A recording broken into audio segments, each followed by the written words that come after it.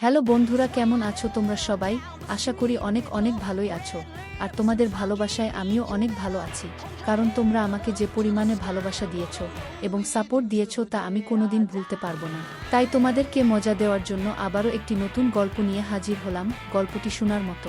আশা করি ভালো লাগবে। আমি বললাম, কাকা আমি তো আপনার এখানে পড়তে এসেছি, আপনি আমার সাথে এসব কি করছেন? এসব একদম বাজে কাজ, একদম খারাপ লোকের কাজ। আমি তো আপনাকে অনেক ভালো মনে করতাম, আপনাকে বাবার মতো মূল্যায়ন করতাম, আর আপনি আমার সাথে এসব করতে চাচ্ছেন, এসব কিছু ভাবতেও আমার ঘৃণা লাগে। কাকা কাকা আপনি এতটা নীচ আমি কখনো কল্পনাও করতে পারি নাই। আমার কথাগুলো শুনে কাকা বলল, তাসনিয়া আমি তোমাকে অনেক ভালোবাসি, তুমি আমার বড় ভাইজের মেয়ে বলেই আমি তোমাকে কিছু বলতে পারিনি। আমি যে তোমাকে কতটা ভালোবাসি তা তোমাকে বোঝাতে পারি না তাসনিয়া, সত্যিকার অর্থে আমি তোমার জন্য পাগল। তোমার এই রূপ, তোমার এই সৌন্দর্য, তোমার এই চেহারা আমাকে পাগল করে তুলেছে। প্লিজ তাসনিয়া, আমি যা করছি আমাকে তা তুমি করতে দাও, আমাকে বাধা দিও না। আজকে যদি আমার কাজে তুমি বাধা দেও তাহলে আজকে আমি মরে যাব। প্লিজ তাসনিয়া, দয়া করে আজকে তুমি আমাকে বাধা দিও না। আমি বললাম, কাকা আপনার যা মন চায় আপনি তা করেন, যা হয়েছে যতটুকু হয়েছে তাই যথেষ্ট। আর না, আপনি যদি আরেকটু সামনে আগানোর চেষ্টা করেন তাহলে এর পরিণাম খুব খারাপ হবে। আমি আমার কাকাকে এত কাকতি মিনতি করার পরেও কাকা আমার ইচ্ছার বিরুদ্ধে খালি বাসায় একা পেয়ে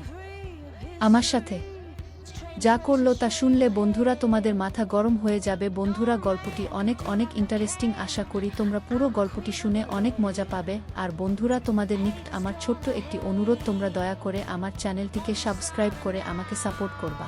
হ্যালো বন্ধুরা, আমি তাসনিয়া ফারিন নোভা, বর্তমানে আমার বয়স 25। বর্তমানে আমি একটি বিশ্ববিদ্যালয়ের পড়াশোনা করছি। আজকে আমি তোমাদের মধ্যে যে গল্পটি বলবো তখন আমার বয়স ছিল 4 কিংবা 5 বছর। আমি দেখতে খুবই সুন্দরী ছিলাম, ছোটবেলা থেকেই খুব পাকনা পাকনা কথা বলতাম, তাই আমাদের বাড়ির সবাই আমাকে নিয়ে হাসাহাসি করত। বয়সের তুলনায় আমি একটু বেশি বাড়ন্ত ছিলাম, খুব কম বয়সেই আমার সব ফুটে উঠেছিল। যাই হোক বন্ধুরা, আমি নিম্নবিত্ত পরিবারের একজন মেয়ে ছিলাম। আমার বাবা একজন কৃষক ছিলেন, আমার মা একজন গৃহিণী ছিলেন, আমার 3 কাকা ছিলেন। 3 কাকার মধ্যে সবাই আমাকে মোটামুটি ভালোবাসতেন, কিন্তু তার মধ্যে ছোট কাকা আমাকে সবচেয়ে বেশি ভালোবাসতেন। আমার ছোট কাকা তখনও বিয়ে শাদী করে নাই, তখন আমার ছোট কাকা পড়ালেখা অবস্থায় ছিল। আমার ছোট কাকা আমাকে অনেক বেশি আদর করত, আমি বুঝতে পারতাম, কিন্তু আদর করার চলে আমার ছোট কাকা ছোটবেলা থেকেই মাঝে মধ্যে আমার সাথে অদ্ভুতভাবে আচরণ করত। আমার বয়স তখন কম ছিল, তো তখন আমি খুব একটা বেশি বুঝতে পারি নাই, কিন্তু যখন আমি বড় হতে লাগলাম, আমার বয়স বাড়তে লাগলো, তখন আমি কাকার এই আচরণের মর্ম আস্তে আস্তে অনুভব করতে শুরু করলাম। একদিন কাকা অনেক দূরে মেলায় গিয়েছিল, মেলা থেকে আসার সময় আমার জন্য অনেকগুলো খেলনা নিয়ে এসেছিল, কারণ কাকা জানতো আমি মেলার খেলনাকে অনেক বেশি ভালোবাসি। কাকা মেলা থেকে খেলনার পাশাপাশি অনেক মজার মজার খাবার এবং মিষ্টি নিয়ে এসেছিল। কাকা মেলা থেকে এসব কিছু নিয়ে এসে আমাকে ডাকাডাকি করতে শুরু করল, আমাকে খুঁজতে শুরু করল। আমাকে খুঁজে যখন কোথাও পাচ্ছিল না, আমি পাশের বাড়িতে আমার বান্ধবীদের সাথে ঘোরাঘুরি করতে চলে গিয়েছিলাম। তারপর কাকা আমার আম্মুকে বলল, ভাবি ও ভাবি, নোভা কোথায়? নোভা মাম্মির জন্য আমি অনেকগুলো খেলনা এবং খাবার নিয়ে এসেছি মেলা থেকে, তাড়াতাড়ি তাকে দেখে আমার কাছে পাঠাও। মেলা থেকে তার জন্য কিছু গহনাও এনেছি, আমি নিজ হাতে তাকে পরিয়ে তাড়াতাড়ি ভাবি ওকে আমার কাছে ডেকে পাঠাও। তো আমার প্রতি চাচার এরকম ভালোবাসা দেখে আমার আম্মু খুব খুশি হয়ে গেলেন। খুশি হয়ে আমাকে ডাকতে গেলেন, আমাকে ডেকে এনে কাকার কাছে পাঠালেন। আমি যেতেই কাকা আমাকে ধরে বললেন, মাম্মি কোথায় গিয়েছিলে তুমি? তোমার জন্য আমি কতক্ষণ ধরে অপেক্ষা করছি। আমি চাচার কাছ থেকে আমার নিজেকে ছাড়ানোর জন্য অনেক কৌশল করছিলাম, কারণ কাকার ধরার মুডটাই ছিল অন্যরকম। কিছুক্ষণ পর আমি কাকার কাছ থেকে নিজেকে ছাড়িয়ে নিলাম। তারপর কাকা আমাকে গহনা, খেলনা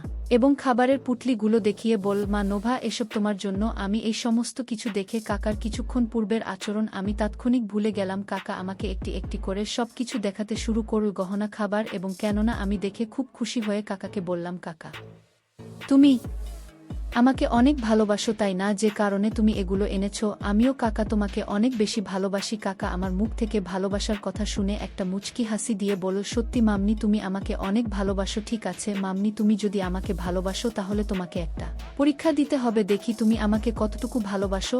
আর এই পরীক্ষাটাতে যদি তুমি পাশ করতে পারো তাহলেই তোমাকে আমি এই সমস্ত কিছু দিয়ে দেব। আমি বললাম, কাকা আমি তোমাকে ভালোবাসি, তুমি আমার বাবার আপন ভাই, আমি তোমাকে কাকার মতো করেই ভালোবাসি। এ ব্যাপারে কোনো সন্দেহ আছে? তোমার যদি সন্দেহ থাকে তাহলে তুমি আমাকে যে কোনো পরীক্ষা নিতে পারো। কাকা আমার মুখ থেকে এরকম ধরনের অনুভূতির কথা শুনে বলল, আচ্ছা ঠিক আছে মাম্মি, যাও, তুমি আমাকে ভালোবাসো, তোমাকে কোনো পরীক্ষা দিতে হবে না, তবে তোমাকে প্রতিদিন একটা কাজ করতে হবে। যদি তুমি এই কাজটা করতে পারো তাহলে তোমাকে আরও বেশি মজা দীপ, তুমি যা চাও তাই। দীপ বলো, মা নোভা তুমি কি প্রতিদিন আমার সাথে এই কাজটা করতে পারবা? কাকা যখন আমাকে এই প্রস্তাবটা দেয় তখন আমি ক্লাস 8-এ পড়ি, আমার বয়স তখন 1-4 কি 1-5 হবে। কাকার মুখ থেকে এরকম ধরনের কথা শুনে আমি প্রথমে কিছুটা ঘাবড়ে যাই, কি এরকম কাজটা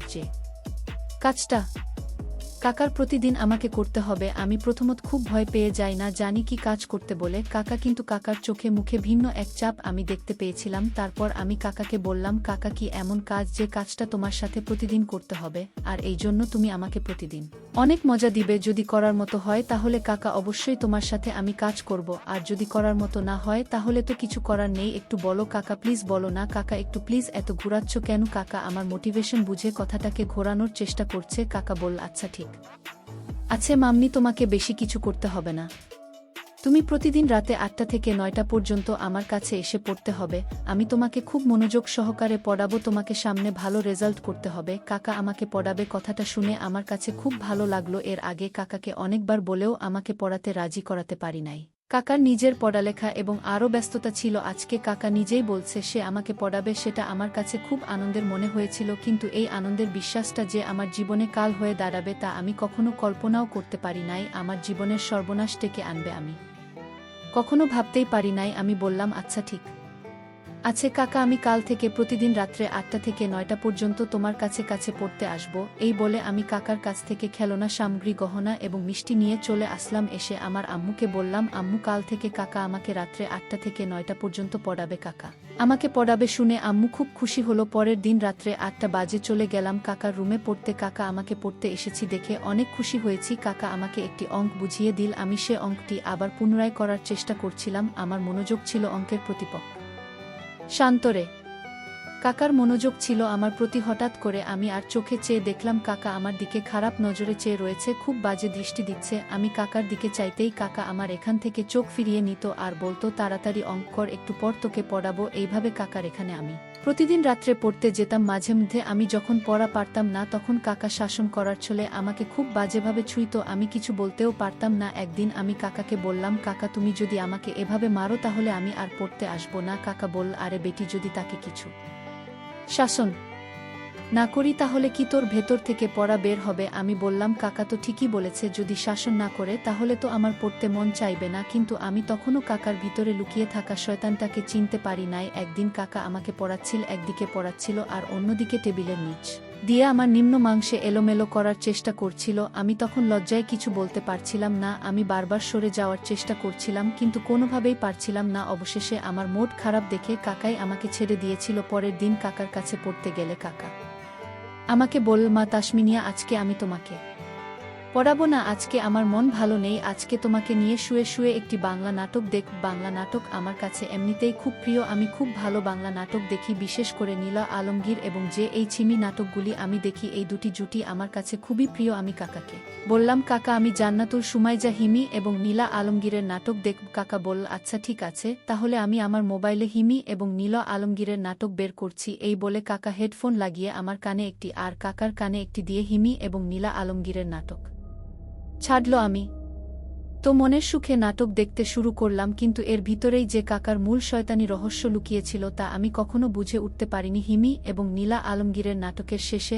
আরও একটি অদ্ভুত ধরনের ভিডিও কাকার মোবাইলে অটোমেটিকে চলতে শুরু করল। ভিডিওটি দেখে দেখে আমি বারবার কেঁপে উঠতে লাগলাম। জীবনের প্রথম এরকম দৃশ্য দেখে আর চোখ ফেরাতে পারলাম না। দুটি যুগলের এক অপরূপ দৃশ্য দেখার পর আমার কাছে নতুন কোনো কৌতূহল মনে হয়েছিল। বন্ধুরা জানেনই তো, তখন আমার বয়স ছিল মাত্র 1-4 কি 1-5 বছর। তখন আমার চোখে মুখে সর্বদাই ছিল যৌবনের ছাপ, তারুণ যে সমস্ত কিছুই আমার মধ্যে বিরাজমান। বন্ধুরা, ভিডিওটি দেখে আমার গায়ে যেন প্রবাহমান রক্তের স্রোত বয়ে যাচ্ছিল। ভিডিওটি দেখে আমি আর নিজেকে কন্ট্রোল করতে পারলাম না। অটোমেটিক্যালি নিম্ন মাংসের অবস্থা খারাপ হতে শুরু হলো। আস্তে আস্তে ওই ভিডিওর প্রতি আরও বেশি আসক্ত হয়ে যাচ্ছিলাম। আমিও তখন কাকার সাথে খুব মনোযোগ সহকারে ভিডিওটি দেখতে শুরু করলাম। আমার তখন এমন অবস্থা হলো, কাকাকে তখন বন্ধুর মতোই মনে হলো। আমার কোনো হুঁশ জ্ঞানই ছিল না, আমি কি দেখতেছি, কার সাথে দেখতেছি তার কোনো খেয়ালই নেই। ওই ভিডিওটি যেন আমাকে পরিপূর্ণ পাগল করে দিয়েছিল। ভিডিওটি দেখতে দেখতে হঠাৎ আমার কাছে মনে হলো কাকা যেন আমার সাথে কী রকম অদ্ভুত আচরণ করতে শুরু করল। ভিডিওটি দেখে আমার অবস্থা এতটাই খারাপ হয়ে গেছিল যে কাকা যে আমার সাথে এরকম বাজে আচরণ করছে তাও আমার খেয়াল নেই। মানে আমি যেন একটা কাকতারা হয়ে গেছি, কাকার যা মন চায় যেভাবে মন চায় তার কাজ চালিয়ে যাচ্ছে, কিন্তু আমি কোনো বাধা দেওয়ার প্রয়োজনেই মনে করেছিলাম না। ভিডিওটি আমাকে কে এতটুকুই আসক্ত বানিয়েছিল যে যেখানে আমার নিজের কাকা আমার সব